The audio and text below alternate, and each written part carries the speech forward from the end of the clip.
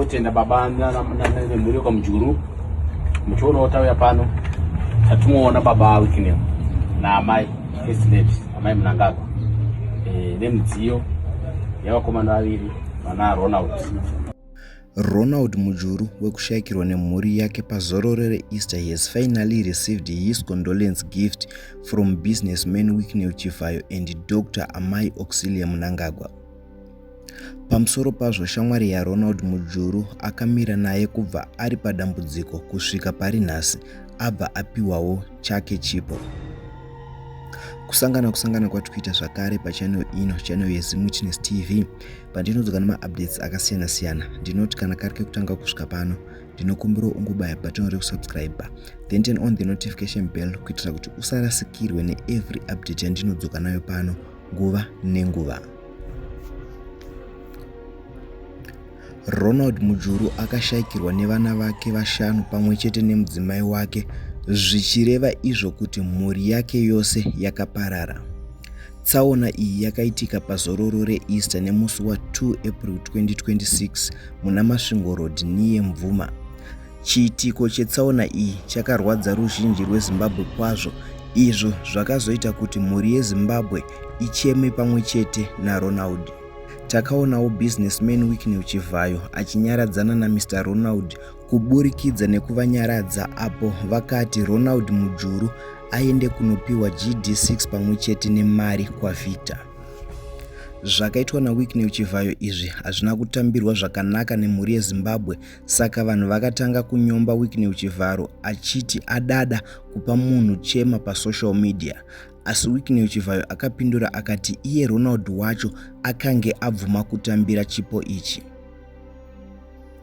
Zvisinei, muzuva ranhasi tazoona madzibaba Mose namadzibaba Owen vachishanyira mhuri yekwaMujuru apo vaenda kunovagamuchidza zvipo zviviri zvemota apo vapa Ronald Mujuru GD6 yake yabva kuna Wycliffe Chivayo, uye sawira wake akamira naye kubva padambudziko kusvika pari nhasi, uyo ari kugara naye zvakare abva apiwawo mota yerudzi rweToyota Aqua, iyo yanzi yabva kuna Dr. Amai Auxilia Mnangagwa anova mudzimai wemutungamiriri wenyika.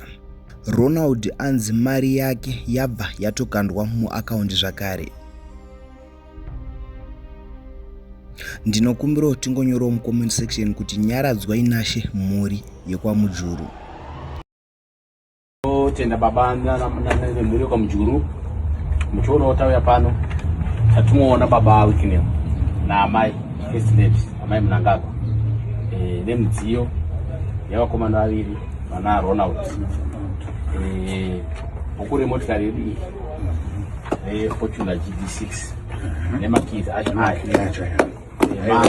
50,000 taisa kubengi. Amai vataiwa ndemunopawo mwana wangu hanzi ramba uchingonyaradza mwanangu, tinoziva kuti mavanga asati apora, asi vatowana kubatsirika uchienda kuchechi uchifambawo nemhuri. Aiwa, tinotenda. Aiwa, tinotenda tichiri pano zvakare paMujuru. Mudambudziko rakawira Ronald ane shamwari yake zvakare inonzi Ronald. Mai vedu First Lady nababa Wycliffe vakaona zvakakodzera kuti pavabatsira Ronald nemota Fortuna GD6 ne50,000 vaona kuti shamwari yacho kubva zvakaita dambudziko iri ndiye atiri kugara naRonald, ndiye akamira naRonald. Saka vati Ronald paanenge achimboenda kumba kwake kunodongorera kunoti kwakaita sei asaremerwa kufamba, vati ngawanewo Aqua nekuti anopota achishandisawo. Saka buku renyu iri baba Aroni ane muri shamwari yakanaka namai makenyu aya ane muri shamwari yakanaka. Tinotenda. Mune imwe update yedu yatinayo muzuva ranhasi inyaya inotyisa kwazvo, inova nyaya yemumwe murume anonzi Francis Magirayano ane 30 years, uyo ari kunzi akatiza mushure mekupfuura mukadzi wake, mukoma wemukadzi wake pamwe chete nashopkeeper kuchimanimani. Asi zviri kunzi mukadzi anenge anga ava kuita gumbo mumba gumbo panze, so iye akangobva kuSouth Africa achida kuuya kuzorwisa chikomba chemukadzi pamwe chete nemukadzi. Mhuri yeZimbabwe ndikuda kuti muzvinzwire zvakaitika panyaya iyi, asi kana mapedza kuteerera ngatisangane mucomment section muchitiudza zvamunofunga pamusoro payo. Munhu uyu vanhu vese gurupu munhu uyu wasiya afura munhu nhasi kwaRusiti kuchimani-mani kukopa. Wafura munhu musoro, watofura vanhu vatatu infact. Vanhu vatatu kuti mukadzi wake wamufura ruoko, mukadzi wehanzvadzi mukadzi wake wafura ruoko ambuya washa. Vakazofura hama yedu musoro, izvo zvitori pacritical muChipinge hospital. Akatiza nemotikari akadzaka kuenda kunozi kwaMuchadziya, anoziva kuchimani-mani anokuziya kwaRusito. Muhama yekwamaunze, muzukuru kwamaunze usha. Vese vanokwidza vanhu mabhazi mwechiwa uno Joni. Tarisisai munhu pamabhazi usha. Munhu usha une mhosva wasiya auraya munhu. Ndinokumbirawo nemagrupu akawanda eChipinge, fambisaiwo nyaya nemagrupu eMozambique. Fambisai nyaya inchada kutoisa paFacebook, tokuisa paTikTok, tokuisa everywhere. Tikatoona grupu repolisi remuno muSouth Africa totokanda kuti abatwe wasiya auraya munhu. Ndichada mupa nezita rake apo kuti muzoona kumubata pamunonyora matickets and everything. Unofana kusungwa murume wasiya afura munhu kumusha izvozvi nhasi nepfuti. Kutotada kunomufura kumapast 3 masikati. Wafura mukadzi mupostori so. Mukadzi mupostori. Wafura kwaipa Blue Ocean here. Wangaida kufura nini? Wangaida kufura Blue Ocean.